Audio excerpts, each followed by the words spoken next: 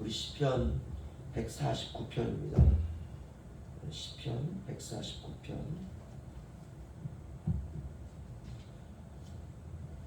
이제 거의 끝까지 와 있죠. 149편 1절에서 9절.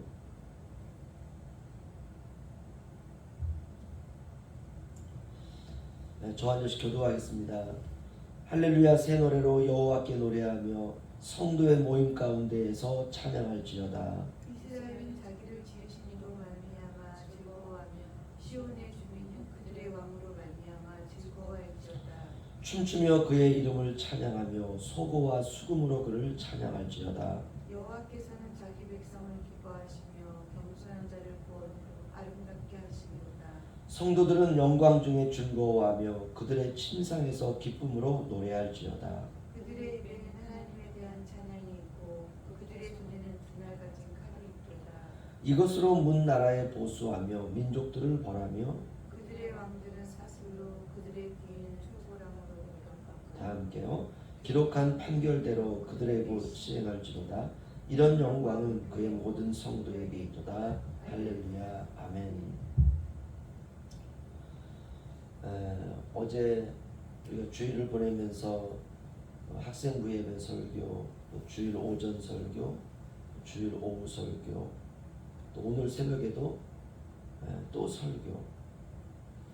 저는 이제 그런 생각이 들더라고요. 어제 저녁까지 말씀을 또 준비하면서 우리가 사실 설교를 들으면 그 설교를 우리의 일단 그게 어떤 의미를 가지고 있구나.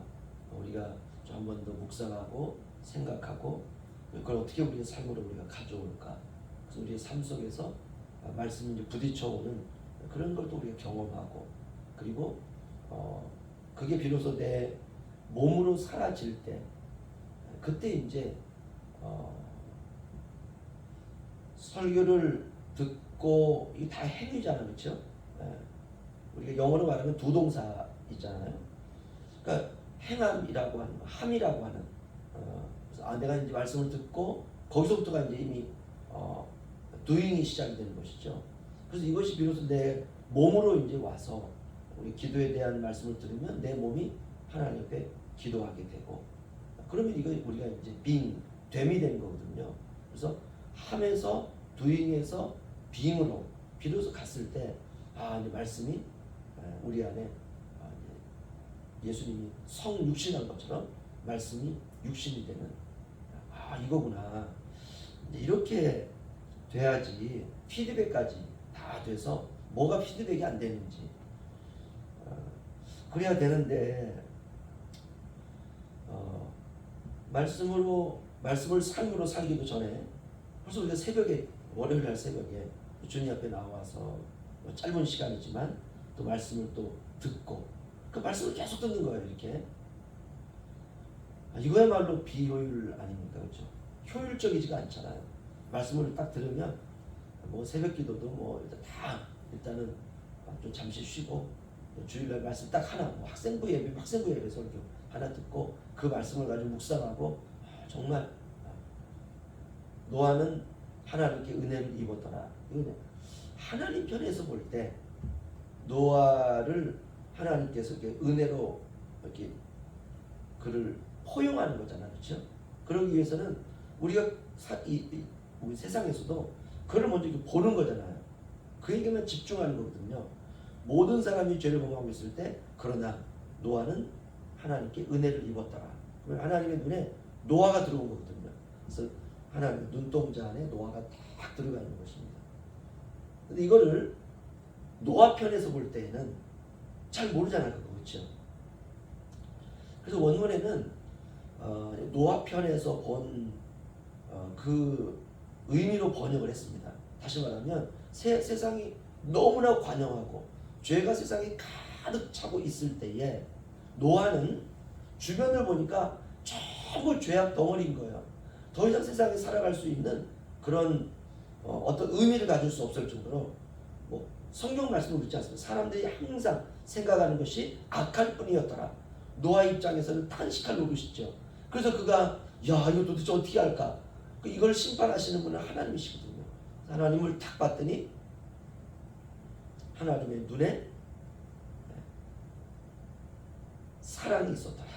이게 이제 그 원 번역의 아주 흡사한 내용입니다. 노아가 하나님을 보았을 때 하나님의 눈에는 사랑이 있었더라. 그러니까 세상을 멸망하려고 심판을 준비하고 있는 그 하나님 눈에는 분노가 있는 것이 아니라 그 하나님의 눈에 사랑이 있었더라. 이 설교 하나도 사실 벅차죠. 우리가 그렇게 살아갈 수 있다는 게.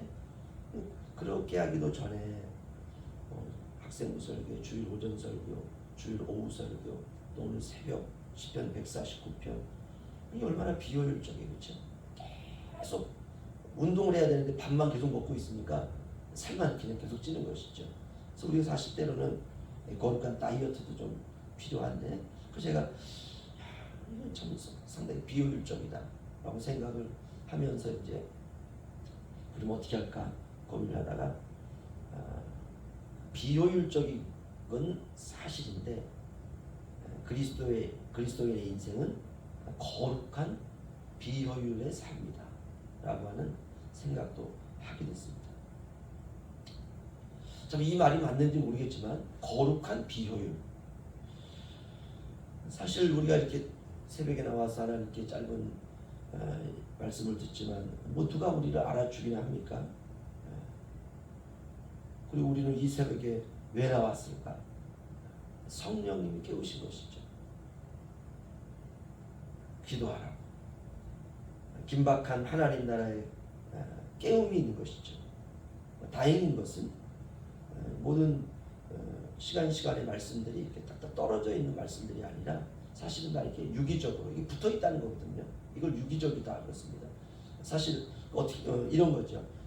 우리의 머리카락 끝부터 발가락 끝까지는 다 이렇게 붙어 있지만 다른 거잖아요, 그렇죠? 근데 발가락 끝, 새끼 발가락을 바늘로 만약에 딱 찌른다면 우리 뇌에서 벌써 아프다는 걸 깨달아요. 우리 몸 전체가 아프다는 걸 깨달아요. 이걸 유기적이다 이렇게 말합니다. 그래서 모든 말씀은 유기적으로 다 연결되어 있기 때문에 그래서 우리가 이렇게 매번 하나님 말씀을 듣고 또 이 새벽에 나와서 함께 기도하고 하는 것이 이렇게 비효율적인 것은 결코 아니다. 온 우주 가운데 아주 작은 행성, 지구, 그렇죠? 우주가 얼마나 넓습니까? 근데 그 가운데 좁혀서 오면 지구 딱 하나. 근데 그 지구 가운데 아주 작은 나라 대한민국, 그것도 남북이 분단되어져 있는 남한 가운데에서 아무도 신경 쓰지 않는, 대한민국 하면 그냥 대륙, 대한민국 육지만 딱 생각하거든요. 근데 거기서 뚝 동해에 떨어져 있는 울릉도라고 하는 외딴 섬, 그 가운데서도 가장 북쪽에 있는 뚝 떨어져 있는 작은 마을 현포, 이곳에 새벽 동도 트지 않았는데 나와서 기도하는 것, 이거 내 의지이기 전에 하나님의 비전입니다. 그래서 깨어서 하나님의 나라와 의를 구하며 살아가기를 원하시는 그분의 요구에 우리가 응답하는 것이죠. 그렇죠? 그래서 오늘 하루도 우리가 그 마음을 가지고 승리하시기를 주의 이름으로 부탁을 드립니다.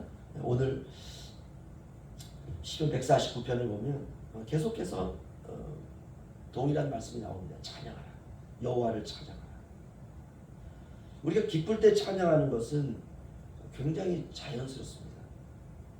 물론 기쁠 때 찬양하지 않는 사람들도 있어요. 어떤 사람들은 그런 사람들이 있죠. 나는 물질적으로 좀 내가 복을 받았으면 좋겠다. 그 사람이 복을 주셨어요, 물질적으로. 근데 물질적으로 이렇게 복을 받고 한 달 동안 살아가는데 별 부족함이 없는데 그냥 굉장히 그냥 기분이 나빠요. 그거 참 이상하잖아요, 그렇죠? 하나님이 내게 복을 주시면 내가 하나님 열심히 찬양하고 주님 기쁘게 살아갈 수 있을 것 같습니다 라고 기도를 했는데 물질적으로 풍요한데 그냥 기분이 나빠요. 한두 가지 일 때문에, 물질과 전혀 상관없는 그 일 때문에 그 찬양이 안 돼요. 그러니까 기쁠 때 찬양하는 것은 자연스럽지만 기쁠 때 찬양하지 않는 사람들도 있다는 것입니다. 슬플 때도 우리가 찬양할 수 있어야 되겠죠. 가난할 때에도 찬양할 수 있어야 되고요. 그런데 슬플 때 찬양보다는 미움과 절망으로 사는 사람들도 많습니다. 가난할 때 찬양할 수 있는 사람들도 많이 있지만 오히려 가난할 때 자신을 비관하는 사람들도 많습니다. 부유할 때에도 우리가 찬양할 수 있습니다. 그런데 자칫하면 부유함을 내가 스스로 즐기다가 끝내버릴 수도 있는 사람들도 많습니다. 그래서 그런 의미에서 우리는 모든 상황에서 하나님을 찬양해야 됩니다. 그 왜 우리가 하나님을 찬양해야 되느냐? 그 이유가 2절, 3절에 나옵니다.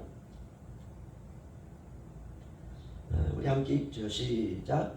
이스라엘은 자기를 지으신 이로 말미암아 즐거워하며 시온의 주민은 그들의 왕으로 말미암아 즐거워할지어다. 춤추며 그의 이름을 찬양하며 소고와 수금으로 그를 찬양할지어다. 아멘. 이유는 딱 하나입니다. 나를 지으신 여호와 하나님으로 말미암아 기뻐하고 찬양한다. 그러니까 나를 지으신 분이 계시다는 것을 늘 기억하며 살아가야 돼요.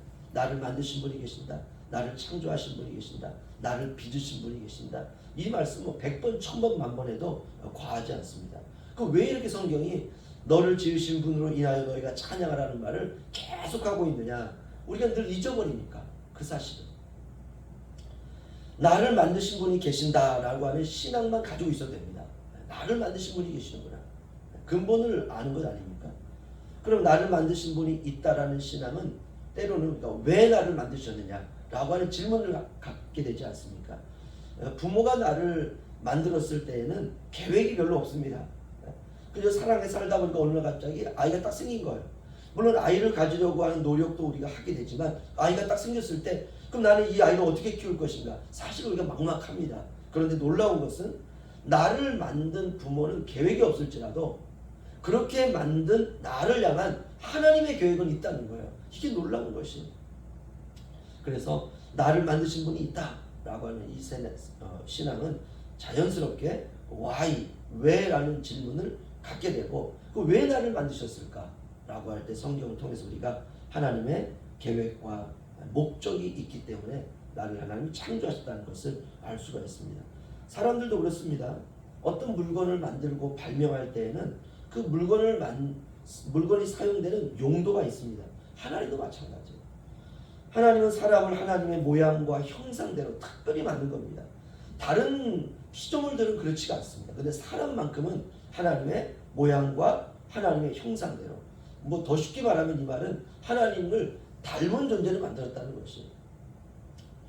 그래서 우리가 이 세상 살아갈 때 하나님을 닮은 삶을 살아가는 것이죠. 그것의 대표적인 것이 바로 삶으로 드리는 예배입니다. 우리가 삶으로 주님을 예배할 때 하나님이 그 삶을 받으시고 또 그 삶이 기도이고, 그래서 우리 그걸 어떻게 드리는? 몸으로 드리는 거죠. 그래서 너희 몸을 하나님 기뻐하시는 거룩한 산제물로 드리라. 그래서 우리의 몸으로 하나님께 드리는 것입니다. 그러면 우리가 어떻게 이 세상을 살아야 되느냐? 딱 하나로 살면 됩니다. 나를 구원하신 하나님의 사랑을 노래하는 것이 나를 구원하신, 나를 만드신 분이 나를 버리지 않고 나를 구원하셨다는 것입니다. 우리 1절 우리 함께 읽죠. 시작. 할렐루야 새 노래로 여호와께 노래하며 성도의 모임 가운데서 찬양할지어다. 아멘. 여기 새 노래로 여호와께 노래하라. 이 새 노래는 어린 양이신 나를 구원하신 어린 양 예수 그리스도를 찬양하는 노래입니다. 나를 위해 십자가에서 피 흘려 죽으신 예수 그리스도의 구원, 그것이 바로 노래의 핵심입니다. 그러니까 구원의 노래예요. 새 노래는. 그런 의미에서 우리는 막 살면 안 되고 흐름을 갖고 살아야 됩니다. 인생의 중요한 게 흐름이에요. 그리스도의 거룩과 영광이 우리의 삶 속에 흘러가는 삶, 좋은 흐름을 유지하는 겁니다.